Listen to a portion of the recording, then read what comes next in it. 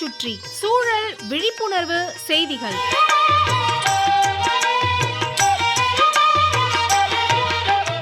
அன்புள்ள கனக சபாபதி சார் அவர்களுக்கு உங்கள் மாணிக்கம் எழுதும் மடல். நலம் நலமறிய ஆவல். நாம் எல்லாரும் சாப்பிடும்போது என்ன கேட்குறோம்? இட்லியாக இருந்தால் மல்லிகைப்பூ போல வெள்ளை வெளியேறுன்னு மென்மையாக இருக்கணும், சாப்பாடாக இருந்தால் தும்பப்பூ போல இருக்கணுங்கிறோம். அதிலும் சாப்பாட்டுக்கு மண்ணச்சநல்லூர் பொன்னி, ஆந்திரா பொன்னி, கர்நாடகா பொன்னி அரிசி தான் வேணும். சன்ன அரிசி, அரிசி நல்லா தீட்டப்பட்டு வெள்ளையாக இருக்கணும். மோட்டா அரிசி, பெரிய அரிசி வேணாங்கிறோம். மொத்தத்தில் பார்க்குறதுக்கு நல்லா இருக்கணும், எல்லாரும் பெருமையாக பேசுகிற அளவில் இருக்கணும்னு எதிர்பார்க்குறோம். அரிசி பழுப்பாக இருக்குன்னா அது தீட்டப்படாத அரிசி. அரிசி மேலே நார்ச்சத்து, எண்ணெய் சத்து அதிகம் இருக்கும். அதில் பாலிஷ் செய்தோம்னா இதெல்லாம் போயிடும். பார்க்குறதுக்கு நல்லாயிருக்கும், சத்து மிக மிக குறைவாக தான் இருக்கும். ஆனால் திடுதுப்புன்னு வெள்ளை அரிசி சாப்பிட்றவங்கள தீட்டப்படாத சத்துக்கள் நிறைந்த பழுப்பரிசியை சாப்பிட சொன்னால் சிரமப்படுவாங்க. கனக சபாபதி சார் என்ன செய்யலாம்?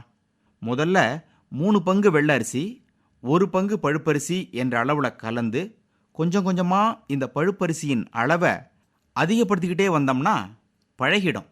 சரி, ஏன் இப்படி பழுப்பரிசி பாரம்பரிய அரிசியை சாப்பிட சொல்கிறீங்கன்னு ஒரு கேள்வி கேட்பீங்க.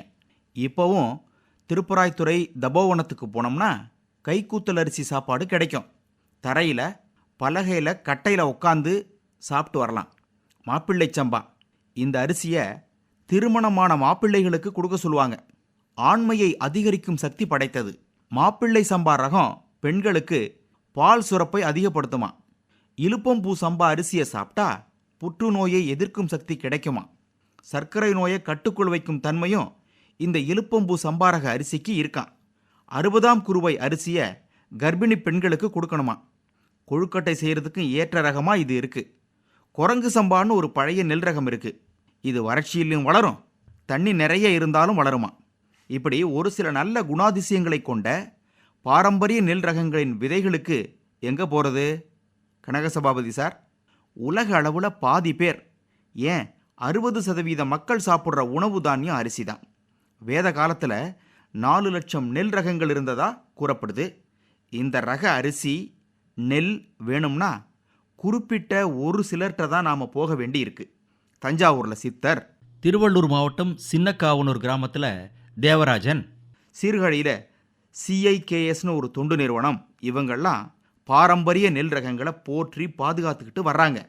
நமது சொத்துக்களான பாரம்பரிய நெல் ரகங்களை சேமித்து பாதுகாக்கிறதுல நமக்கும் பங்கு இருக்குங்கிறத மறந்துடக்கூடாது.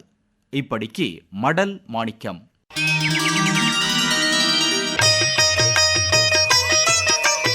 நம்மை சுற்றி சூழல் விழிப்புணர்வு செய்திகள் கேட்டீர்கள்.